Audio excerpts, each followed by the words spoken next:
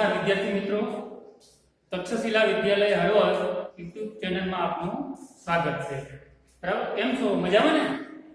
તો ચાલો હવે આપણે ધોરણ 9 માં ગણિતમાં ચેપ્ટર નંબર 2 બહુપદીઓનો અભ્યાસ કરીશું. બરાબર, તો આ ચેપ્ટરમાં સૌપ્રથમ આપણે બહુપદી વિશે સમજીએ. એમાં જે મુદ્દાઓ આવે છે એ મુદ્દાઓને આપણે ઉદાહરણ સાથે સમજશું. તો જો તમે ધોરણ 8 માં બે પદનો વર્ગ x y નો વર્ગ બરાબર આનો વિસ્તરણ પહેલા પદનો વર્ગ મધ્યમ પદની નિશાની 2 ગુણ્યા પહેલું બીજું પદ વત્તા બીજા પદનો વર્ગ. બરાબર, આ રીતે આપણે અવયવ અને વિસ્તરણ ધોરણ 9 માં આવી ગયા.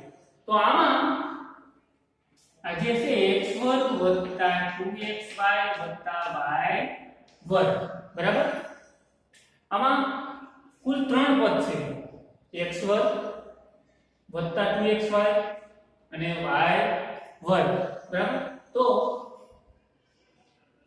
આ ત્રણેય પદ, એક પદ છે x નો વર્ગ, બીજું પદ છે 2xy, ત્રીજું પદ છે y નો વર્ગ. જો આ ત્રણેય પદમાં પહેલા પદમાં ચલ x છે. બરાબર, ABCD નો મૂળાક્ષર x છે. બીજા પદમાં x અને y છે. ત્રીજા પદમાં y વર્ગ એટલે ચલ y. તો આ મુદ્દા પરથી આપણે સૌપ્રથમ ચલ કોને કહેવાય તે ઓળખી લેજો. તો જે પદોમાં જુદી જુદી કિંમતો ધારણ કરી શકે તેવી સંજ્ઞાને ચલ કહે છે. જો x વર્ગ છે, આપણે x બરાબર 1 મૂકીએ તો 1 નો વર્ગ બરાબર 1, x બરાબર 2 મૂકીએ તો 2 નો વર્ગ બરાબર 4. એટલે કે આ x જે જુદી જુદી કિંમતો આપણે આમાં મૂકી શકીએ. બરાબર, તો જે જુદી જુદી કિંમતો ધારણ કરી શકે તેવી સંજ્ઞાને ચલ કહે છે. બરાબર, જેને સંકેતમાં x y z વગેરે વડે દર્શાવો. ટૂંકમાં ABCD ના કોઈ પણ મૂળાક્ષર વડે દર્શાવો. બરાબર, x છે અહીંયા b નો પણ ઉપયોગ કરી શકીએ, a નો પણ ઉપયોગ કરી શકીએ. એટલે ABCD ના મૂળાક્ષરો વડે જે પદમાં દર્શાવવામાં આવે તેને ચલ કહે છે, જે જુદી જુદી કિંમતો ધારણ કરી શકે, જેને x y z વગેરે વડે દર્શાવાય છે. બરાબર, જો આ પદ છે 2x નો વર્ગ, આ એક પદ છે 2x નો વર્ગ. તો આ પદમાં આ 2 તો એ અચળ સંખ્યા અને x તો એ આ પદનો ચલ છે. બરાબર, એટલે જે પણ પદમાં આપણને ABCD નો જે મૂળાક્ષર જોવા મળે જેને ચલ કહે છે. જે ABCD A થી Z સુધી કોઈ પણ અક્ષરનો આપણે ઉપયોગ કરી શકીએ. બરાબર, તો બહુપદીમાં ચલ કોને કહેવાય? તો જે જુદી જુદી કિંમતો ધારણ કરી શકે તેવી સંજ્ઞાને ચલ કહે છે. આપણે અહીંયા x વર્ગ પર x બરાબર 1 પણ મૂકી શકીએ, 2 મૂકી શકીએ, 3 કોઈ પણ કિંમત મૂકી શકીએ. એટલે ચલ છે એ જુદી જુદી કિંમતો ધારણ કરી શકે. હવે તેને શેના વડે દર્શાવવામાં આવે? બરાબર, તો a થી z સુધી ABCD ના કોઈ પણ મૂળાક્ષર વડે દર્શાવવામાં આવે છે. બરાબર, તો આ પહેલો મુદ્દો થયો, ચલ કોને કહેવાય. હવે બીજો મુદ્દો, સહગુણક કોને કહેવાય? બરાબર, સહગુણક, સહ એટલે સાથે ગુણાયેલા. તો જો કોઈ પણ પદ હોય, આ પદ છે 2x નો વર્ગ, આ પદમાં ચલ તો x, બરાબર, અને અચળ તો 2. તો જે ચલ સાથે ગુણાયેલો અચળ હોય તેને તે પદનો સહગુણક કહે છે. ઉદાહરણ તરીકે જો આ -2x નો વર્ગ લખીએ આપણે. બરાબર, તો આ પદમાં ચલ કયો? x. તો x સાથે શું ગુણાયેલું છે? -2. તો આ પદમાં x વર્ગ નો સહગુણક -2. હવે આ રીતે આપણે બોલીએ -x નો વર્ગ, ચલ x છે પણ આગળ નિશાની માઈનસ, આ x વર્ગનો સહગુણક માઈનસ f થાય, બરાબર. કાંઈ પણ આગળ ગુણાયેલો આપેલું ન હોય તો આપણે સમજી લેવાનું કેટલા હોય, કોઈ પણ સંખ્યા સાથે એક ગુણાયેલો જ હોય. 5 ગુણ્યા 1 કરીએ તો પણ શું થાય 5, x ગુણ્યા 1 કરીએ તો પણ x. એટલે કોઈ પણ સંખ્યા સાથે એક ગુણાયેલો જ હોય.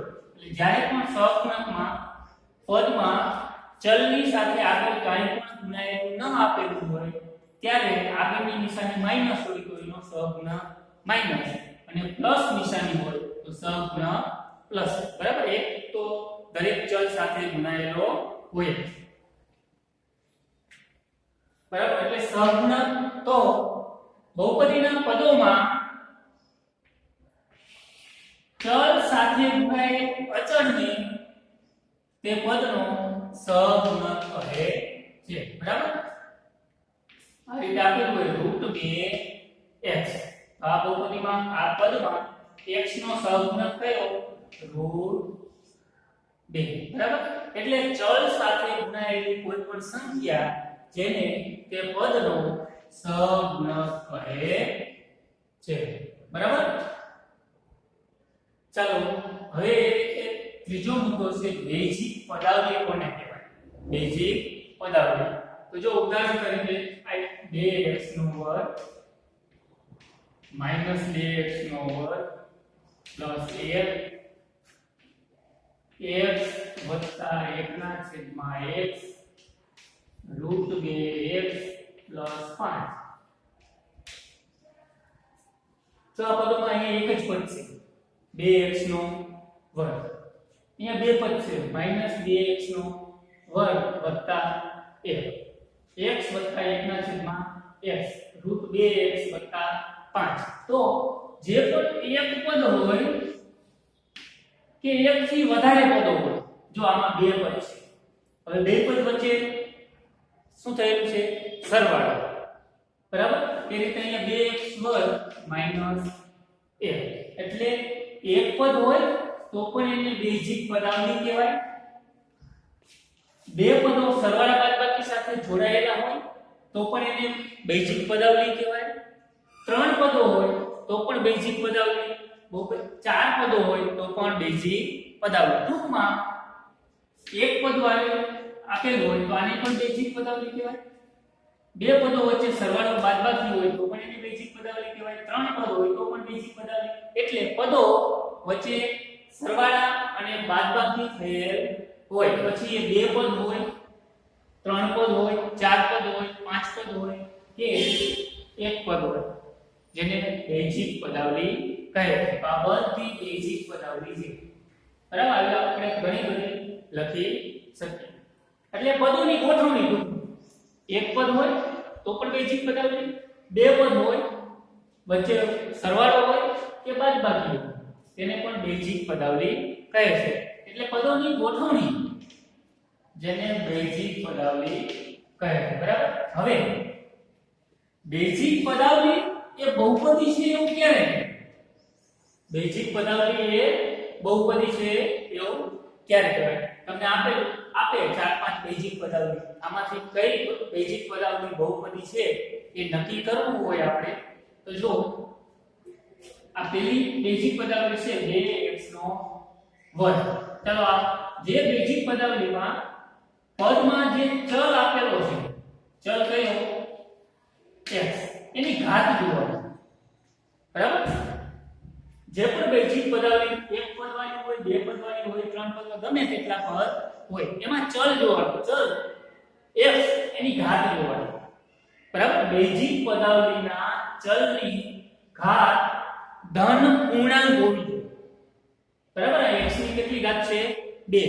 ધન પૂર્ણાંક એટલે 0 થી આગળ બધી ધન સંખ્યા કોઈ પણ હોવી જોઈએ. એટલે કે ચલની ઘાત શૂન્ય ન હોવી જોઈએ અને ચલની ઘાત ઋણ હોવી જોઈએ નહીં, તે અપૂર્ણાંક હોવી જોઈએ નહીં. માત્ર ધન પૂર્ણાંક ઘાત આવે તો તે બેઝિક પદાવલી એ બહુપદી છે એમ કહેવાય, બરાબર.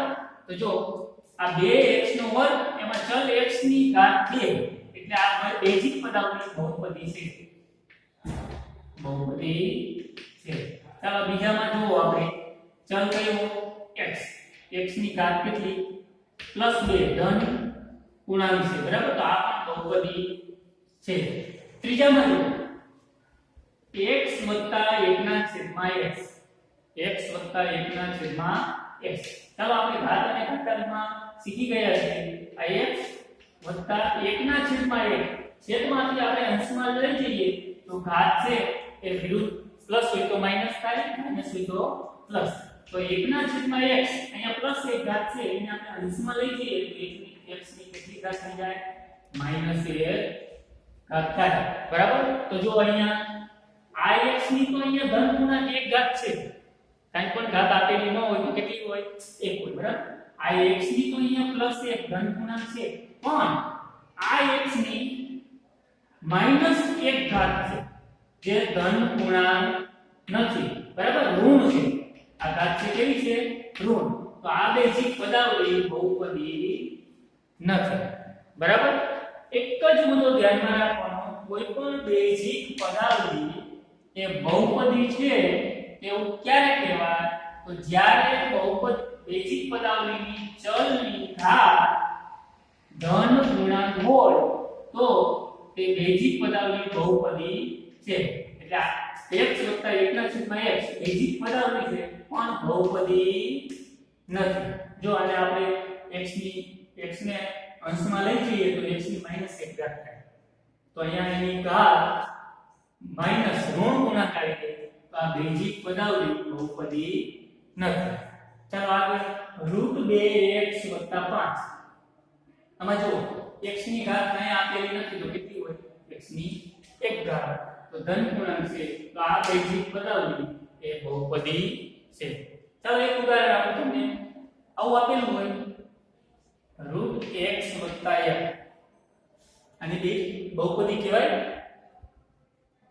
તો જો કોઈ પણ સંખ્યાની વર્ગમૂળ આપેલું હોય એટલે એની 1/2 ઘાત થઈ જાય બરાબર.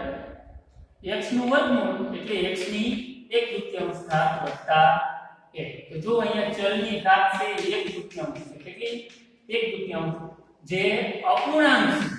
કેવી ઘાત છે અપૂર્ણાંક બરાબર. તો જે ચલની ઘાત અપૂર્ણાંક આવે તે પણ તે બેઝિક પદાવલી દ્વિઘાત બહુપદી નથી બરાબર. એટલે કોઈ પણ બેઝિક પદાવલી આપેલી હોય એ બહુપદી છે કે નહીં તે નક્કી કરવું હોય તો આપણે બેઝિક પદાવલીમાં જે પણ ચલ આપેલા હોય દરેક પદમાં બરાબર, એક પદ નહીં જેટલા પદની બેઝિક પદાવલી હોય એમાં ચલની ઘાત કેટલી આવે એ જોઈ લેવાનું. જો ધન પૂર્ણાંક આવે તો તે બેઝિક પદાવલી એ બહુપદી છે, અને ધન પૂર્ણાંક ન આવે તો બેઝિક પદાવલી બહુપદી નથી બરાબર. એટલે બેઝિક પદાવલી તો પદોની ગોઠવણી, એક પદ હોય, બે પદ હોય, ત્રણ પદ હોય, ચાર પદ હોય જેને બેઝિક પદાવલી કહેવાય. અને બેઝિક પદાવલીમાં બહુપદી કોને કહેવાય તો આપેલી બેઝિક પદાવલીમાં દરેક ચલની ઘાત ધન પૂર્ણાંક આવે તો તે બેઝિક પદાવલી બહુપદી છે એમ કહેવાય. હવે આગળનો મુદ્દો બહુપદીઓમાં એકપદી બહુપદી કોને કહેવાય? એકપદી બહુપદી કોને કહેવાય? તો જો આપણે નામ પરથી એક પદી એટલે જે બહુપદીમાં એક જ પદ હોય, ઉદાહરણ તરીકે 2x -2 5y, જો આ દરેક બહુપદીમાં એક જ પદ છે બરાબર. તો એકપદી બહુપદી એટલે જે બહુપદી એક પદ ધરાવતી હોય બરાબર. આ 2x તો એક જ પદ છે, √x એક પદ છે, -2 5y દરેકમાં એક જ પદ છે. એટલે જે બહુપદી એક પદ ધરાવતી હોય તેવી બહુપદીને એકપદી બહુપદી કહે છે બરાબર. હવે તમને પ્રશ્ન થાય, જો અહીંયા મેં ઉદાહરણ લખ્યા એમાં અહીંયા ચલ x છે, એટલે આ x ની ઘાત કેટલી 1, અહીંયા √x છે તો તો x ની રૂટ એટલે x ની 1/3 થાય. હવે અહીંયા -2 ની 2 અહીંયા y ચલ છે તો આની ઘાત x છે. આ બંનેમાં ચલ નથી એવું તમને લાગે છે, બરાબર? તો જે અચળ સંખ્યા આપણને આપેલી હોય અહીંયા આપણે -2 x ની 0 ઘાત લખી શકીએ. જો આમાં પણ ચલ આવી ગયો x પણ એની 0 ઘાત. હવે કોઈ પણ સંખ્યા 0 ઘાત એટલે એનું મૂલ્ય કેટલું? 1. તો -2 ને આ x ની 0 આ -2 અને x ની 0 ઘાત એટલે કેટલા? 1. તો -2 ગુણ્યા 1 એટલે કેટલા? -2, બરાબર? એટલે જે અચળ સંખ્યા આપેલી હોય તેમાં ચલની ઘાત 0 હોય. ચલની ઘાત 0 હોય એટલે હવે અચળ બહુપદી છે એને શૂન્ય બહુપદી તરીકે પણ ઓળખવામાં આવે. બરાબર? જે પણ સંખ્યા આપેલી હોય ત્યાં આપણે x ની 0 ઘાત લખી શકીએ. તો તે બહુપદીને ચલની ઘાત 0 છે એટલે આ અચળ બહુપદીને શૂન્ય બહુપદી તરીકે પણ ઓળખી શકીએ. બરાબર? બરાબર? એકપદી બહુપદી એટલે એક પદ હોય એ બહુપદીને એકપદી બહુપદી કહે છે. એવી જ રીતે દ્વિપદી બહુપદી તો એમાં બે પદ હશે. એકપદી તો એક પદ, દ્વિપદી તો બે પદ. ઉદાહરણ તરીકે x² + x. ચાલો આમાં કેટલા પદ થયા? 1 અને 2. √x + f x + 5 છે. દરેક બહુપદીમાં કેટલા પદ છે? 1 અને 2. તો જે બહુપદીમાં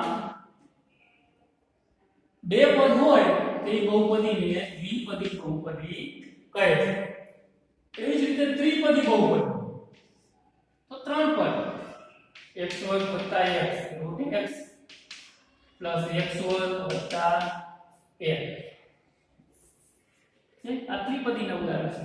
જે બહુપદીમાં 3 પદ હોય 1 2 અને 3 1 2 3 તો તેવી બહુપદીને ત્રિપદી બહુપદી કહે છે. બરાબર? એટલે આ ત્રણેય એકપદી, દ્વિપદી અને ત્રિપદી એ પદના આધારે બહુપદીની ઓળખ છે. એક પદ ધરાવતી હોય તો એકપદી, બે પદ હોય તો દ્વિપદી, 3 પદ હોય તો ત્રિપદી. બરાબર? ચાલો આગળ હવે ઘાતના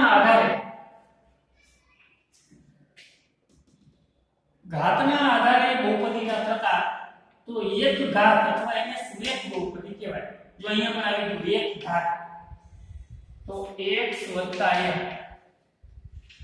ચલો આ બહુપદીમાં ચલ તો x. હવે x ની ઘાત કેટલી છે? 1. બરાબર? હવે x નો સહગુણક કેટલો હોય? 1. આગળ કંઈ ગુણાયેલું નથી તો 1. -2x + 5.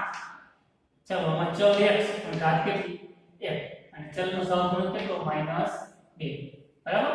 તો એક ઘાત અથવા સુરેખ બહુપદી જે બહુપદીમાં ચલની ઘાત 1 હોય તે બહુપદીને સુરેખ બહુપદી કહે છે. બરાબર? હવે જો જે સુરેખ બહુપદી છે એ હંમેશા એક ચલવાળું પદ આવશે તરત પછી અચળ પદ આવશે. બરાબર? એટલે સુરેખ બહુપદી ચલની ઘાત કેટલી? 1 હોવી. બરાબર?